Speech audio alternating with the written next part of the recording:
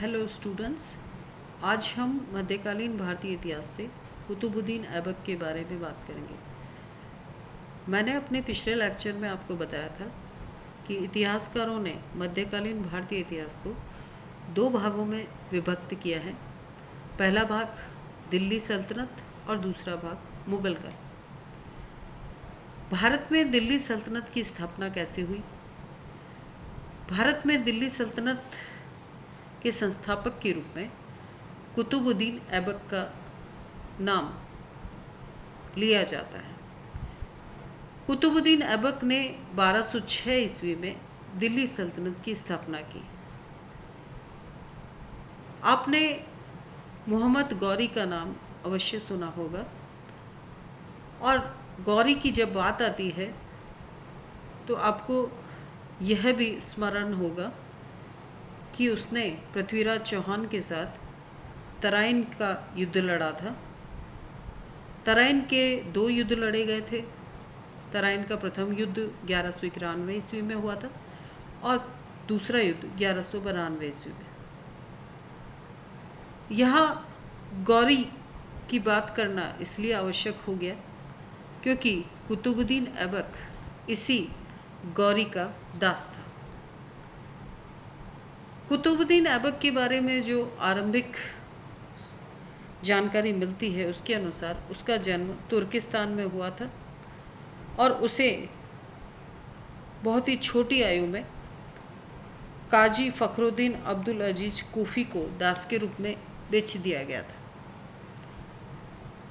बाद में गौरी ने उसे खरीद लिया था और उसकी कर्तव्य निष्ठा और स्वामी भक्ति से प्रभावित होकर के उसे अमीर आखूर अर्थात अस्तबल का अध्यक्ष के पद पर नियुक्त कर दिया था। तराइन के द्वितीय युद्ध के पश्चात 1192 ईस्वी में गौरी ने उसे भारत में जीते गए प्रदेशों का शासन चलाने के लिए हाकिम के रूप में नियुक्त किया था।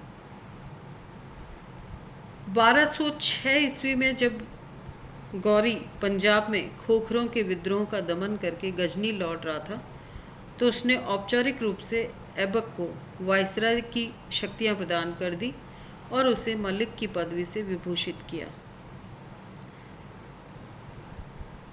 गौरी की मृत्यु के पश्चात जब लाहौर के नागरिकों ने ऐबक को दिल्ली से बुलाया और उसे राजसत्ता ग्रहण करने की प्रार्थना की तो वह दिल्ली से लाहौर पहुंचा और वहां उसने अपने को गौरी के भारतीय राज्य का स्वतंत्र शासक घोषित कर दिया और इस प्रकार से वह दिल्ली सल्तनत के संस्थापक के रूप में जाना जाता है। उसके अनुरोध पर उसके स्वामी मोहम्मद गौरी या उसे मोइजुद्दीन के नाम से भी जाना जाता है, उसके उत्तराधिकारी गौर के शासक गयासुद्दीन महमूद ने उसके पास राजचिन्ह और ध्वज भेज दिया और उसे सुल्तान की उपाधि प्रदान कर दी। किंतु सुल्तान की उपाधि मिल जाने पर भी सिंहासन पर आरूढ़ होने के पश्चात उसने मलिक और सिपह सालार की ही उपाधियां धारण की। सुल्तान की उपाधि उसने धारण नहीं की क्योंकि वैधानिक रूप से उस समय तक वह दास ही था और इस्लामी प्रथा के अनुसार कोई दास सुल्तान होने का अधिकारी नहीं होता था। उसे नियमानुसार दास्तान से मुक्ति 1208 ईस्वी के पहले प्राप्त नहीं हुई थी। 1208 ईस्वी में उसको गयासुद्दीन महमूद से दास्ता मुक्ति पत्र प्राप्त हो गया और वह वैधानिक रूप से भारतीय तुर्की सल्तनत का सुल्तान कहने का अधिकारी हुआ। यद्यपि वास्तविक रूप में उसने 1206 ईस्वी से सुल्तान के रूप में शासन करना शुरू कर दिया था।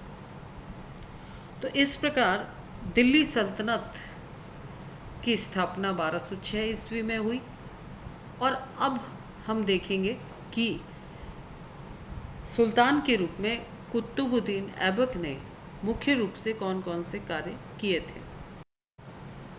सबसे पहले कुतुबुद्दीन ऐबक ने भारतीय प्रदेशों का गजनी और गौर से संबंध विच्छेद किया और यहाँ एक स्वतंत्र तुर्की राज्य की स्थापना की।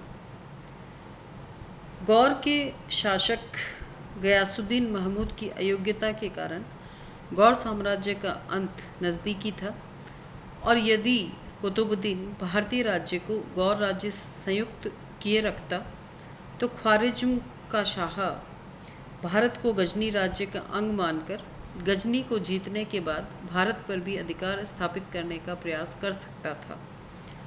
कुतुबुद्दीन इसे भारत में तुर्की सल्तनत की उन्नति के लिए नुकसानदायक समझता था, अतः उसने गयासुद्दीन महमूद के पास दूत भेजकर यह प्रस्ताव रखा कि यदि वह भारत को एक स्वतंत्र राज्य और उसको भारत का सुल्तान स्वीकार कर लेता है तो वह ख्वारिज़्म के शाह के विरुद्ध उसकी सहायता करेगा।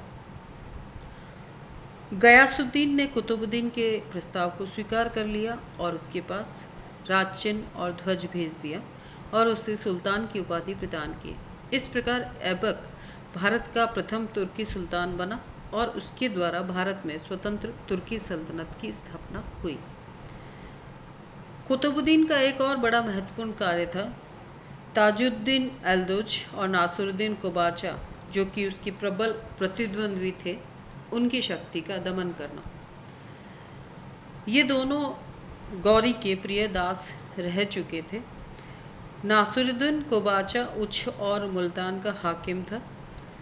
मुइजुद्दीन गौरी की मृत्यु के बाद वह उच्छ और मुल्तान का स्वतंत्र शासक बन गया था और भारतीय राज्य पर भी अधिकार करना चाहता था। ऐबक ने अपनी पुत्री का विवाह उसके साथ किया और वैवाहिक संबंध स्थापित कर लिए और कुबाचा ने ऐबक का आधिपत्य स्वीकार कर लिया। कुतुबुद्दीन का एक और प्रबल प्रतिद्वंदी ताजुद्दीन यल्दोज था। वह करमान का हाकिम था और मुइजुद्दीन की मृत्यु के पश्चात उसने गजनी पर अधिकार कर लिया था। गजनी मुइजुद्दीन की राजधानी रह चुकी थी। इस कारण यल्दोज अपने आप को मुइजुद्दीन के राज्य का वैध उत्तराधिकारी समझता था और भारत पर अपना कानूनी अधिकार मानता था। जब सुल्तान गयासुद्दीन महमूद ने मुइजुद्दीन की मृत्यु के बाद यल्दोज के गजनी पर अधिकार की स्वीकृति प्रदान कर दी और उसे दास्ता का मुक्ति पत्र दे दिया, तो भारतीय राज्य पर उसके अधिकार की स्थिति और भी दृढ़ हो गई थी। अतः जैसे ही यल्दोज को सुल्तान गयासुद्दीन से गजनी पर शासन करने का अधिकार पत्र मिला, वह भारत पर अधिकार करने के उद्देश्य से पंजाब की ओर आया, परंतु कुतुबुद्दीन ने आगे बढ़कर के उसका मुकाबला किया और युद्ध में पराजित करके उसे भगा दिया। इसी समय इस प्रकार की सूचना मिलती है कि गजनी के नागरिकों ने कुतुबुद्दीन को गजनी आने का निमंत्रण भेजा। ऐबक ने गजनी जाकर के उस पर अधिकार कर लिया, परंतु अपनी कुछ लापरवाही के कारण गजनी के लोगों की नाराज़गी उसे शीघ्र ही झेलनी पड़ी। उन्होंने यल्दोज को गजनी पर पुनः अधिकार करने के लिए आमंत्रित किया। यल्दोज गजनी के निकट पहुंचा और घबराहट में ऐबक भारत आ गया। यल्दोज ने पुनः गजनी पर अधिकार कर लिया। फिर से यल्दोज के भारत पर आक्रमण करने का खतरा दिखाई दे रहा था, लेकिन कुतुबुद्दीन ने जिस प्रकार से अपनी शक्ति का प्रदर्शन किया था, उसके कारण यल्दोज ने फिर से कभी भारत पर आक्रमण करने का साहस नहीं किया और इस प्रकार ऐबक ने यल्दोज के भारत पर अधिकार स्थापित करने के प्रयासों को विफल कर दिया। सुल्तान के रूप में कुतुबुद्दीन का एक और महत्वपूर्ण कार्य था बंगाल पर दिल्ली का आधिपत्य फिर से स्थापित करना। 1206 ईस्वी में मोहम्मद बख्तियार खिलजी का वध करके अली मर्दान खान लखनौती का स्वतंत्र शासक बन गया था, परंतु स्थानीय खिलजी सरदार उसे बख्तियार का हत्यारा समझकर उससे घृणा करते थे, इसलिए उन्होंने उसे कैद कर दिया और मोहम्मद शिरान को वहाँ का शासक चुना। अली मर्दान वहाँ से निकल गया और दिल्ली जाकर उसने ऐबक को लखनौती के मामले में हस्तक्षेप के लिए तैयार किया। ऐबक ने अली मर्दान को बंगाल का हाकिम स्वीकार करके बंगाल पर दिल्ली का आधिपत्य करने की योजना बनाई और उसने खलजी सरदारों की शक्ति का दमन करने के लिए कैमाज रूमी को लखनौती भेजा, जिसने उन्हें युद्ध में परास्त किया और आखिरकार खलजी सरदारों ने ऐबक का प्रभुत्व स्वीकार कर लिया। अली मर्दान को लखनौती का सूबेदार नियुक्त कर लिया गया और उसने दिल्ली सुल्तान के प्रतिनिधि के रूप में वहां शासन करना स्वीकार कर लिया। इस प्रकार बंगाल पर दिल्ली के सुल्तानों का आधिपत्य स्थापित हुआ। इस प्रकार स्पष्ट है कि ऐबक ने भारत में न केवल स्वतंत्र तुर्की सल्तनत की स्थापना की, अपितु तत्कालीन समस्याओं का भी सफलतापूर्वक सामना किया। कुतुबुद्दीन ऐबक कुछ ही समय शासन कर पाया और 1210 ईस्वी में लाहौर में चौगान खेलते हुए घोड़े से गिरकर उसकी मृत्यु हो गई और उसे वहीं दफना दिया गया। कुतुबुद्दीन एक योग्य और कुशल सेनानायक था। उसमें तुर्कों की निर्भीकता और ईरानियों की सुसंस्कृत रुचि और उदारता का अद्भुत समावेश था। उसे लाख बख्श अर्थात लाखों का दान करने वाला की उपाधि मिली हुई थी। फरिश्ता ने इस प्रकार से लिखा है कि जब जनसाधारण किसी व्यक्ति के असीमित दान की प्रशंसा करते थे तो वह उसे अपने समय का ऐबक कहते थे। एक योग्य सेनानायक होने के अतिरिक्त उसकी साहित्य में भी रुचि थी। हसन निजामी, जो कि ताजुल मासिर का लेखक था, और फ़ख्रे मुदव्विर, जिसने आदबुल हर्ब लिखा था, इन दोनों विद्वानों को उसने अपने दरबार में संरक्षण प्रदान किया था। स्थापत्य कला में भी उसकी रुचि थी। उसे 2 मस्जिदों, एक दिल्ली में जो कुव्वतुल इस्लाम के नाम से प्रसिद्ध है और दूसरी अजमेर में जो 2.5 दिन का झोपड़ा के नाम से प्रसिद्ध है, इन दोनों के निर्माण का श्रेय प्राप्त है।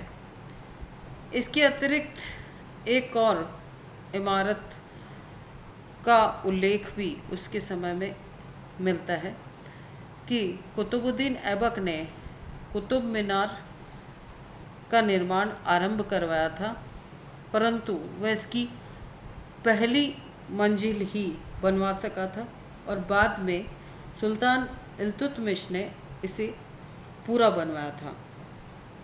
और ऐसा माना जाता है कि इल्तुतमिश ने अपने गुरु दिल्ली के प्रसिद्ध चिश्ती सूफी संत कुतुबुद्दीन बख्तियार काकी के नाम पर इस इमारत का नाम कुतुब मीनार रखा था और इसकी कुल ऊंचाई 240 फीट है।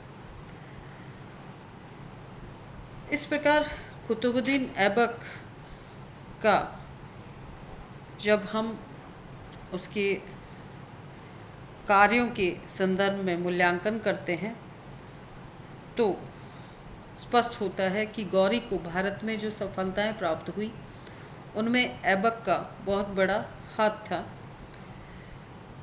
गौरी की मृत्यु के बाद ऐबक ने भारतीय राज्य को गौरी के राज्य के अन्य भागों से अलग करके बड़ी दूरदर्शिता का परिचय दिया और दिल्ली की स्वतंत्र सत्ता की स्थापना की। अतः उसे भारत में तुर्की राज्य का संस्थापक ना भी कहा जाए, परंतु दिल्ली सल्तनत की स्थापना की जब बात होती है तो ये श्रेय कुतुबुद्दीन ऐबक को ही मिलता है। ये जो पिक्चर आपको दिखाई दे रही है, यह कुव्वतुल इस्लाम मस्जिद की है, जो कि कुतुबुद्दीन ऐबक ने बनवाई थी और दिल्ली में इसे बनाया गया था। यह जो दूसरी पिक्चर आपको दिखाई दे रही है, यह 2.5 दिन का झोपड़ा की है, जो कि अजमेर में है और इसे भी कुतुबुद्दीन ऐबक ने ही बनवाया था। इसके बारे में जो डिटेल्स हमें प्राप्त होती है उसके अनुसार यह इमारत पहले एक संस्कृत विद्यालय था, जिसका निर्माण चौहान शासक विग्रहराज चतुर्थ ने कराया था। कुतुबुद्दीन ने इसका ऊपरी भाग गिराकर गुंबज और मेहराबें बनाकर इसे मस्जिद का रूप दे दिया था। शैली और रचना में 2.5 दिन का झोंपड़ा कुव्वत उल इस्लाम मस्जिद से मिलता जुलता है, लेकिन यह उसकी अपेक्षा अधिक सुंदर और विशाल है। इस प्रकार दिल्ली सल्तनत के संस्थापक के रूप में जब हम कुतुबुद्दीन ऐबक को देखते हैं तो पता चलता है कि अपने छोटे से शासनकाल में उसने काफ़ी महत्वपूर्ण कार्य किए और अबुल फजल ने ऐबक द्वारा किए गए कार्यों की काफ़ी प्रशंसा की है और उसकी उपलब्धियों का मूल्यांकन इन शब्दों में किया है: उसने भले और महान कार्य किए।